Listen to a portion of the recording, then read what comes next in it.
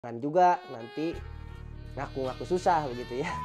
Masih banyak orang bertanya tentang bagaimana kita mendapatkan jasa bantuan hukum tapi kita tidak mampu misalkan secara sosial, ekonomi, atau politik. Nah itu ada namanya program itu pro bono.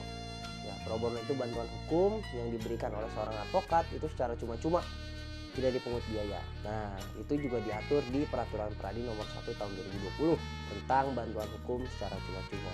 Bantuan hukum secara cuma-cuma ini diperuntukkan untuk orang, individu yang tidak mampu secara ekonomi, secara politik, secara sosial, tidak ada kekuatannya.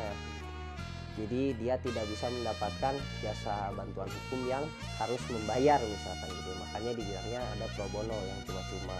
Nah untuk pro bono sendiri banyak diberikan oleh LBH-LBH biasanya. LBH itu Lembaga Bantuan Hukum. Nah untuk Peradi sendiri menyediakan namanya itu Pusat Bantuan Hukum Peradi, itu disingkatnya PBH Peradi.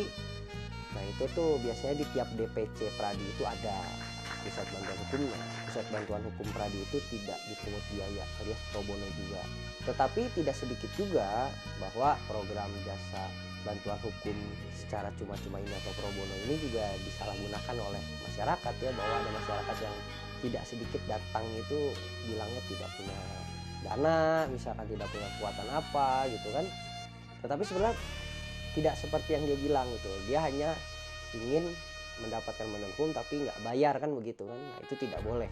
Jadi bagi kalian yang membutuhkan bantuan hukum tapi tidak memiliki kekuatan secara ekonomi, sosial, dan politik, itu bisa menggunakan jasa bantuan hukum yang cuma-cuma ini atau pro bono ke LBH-LBH atau ke Pusat Bantuan Hukum Peradi gitu.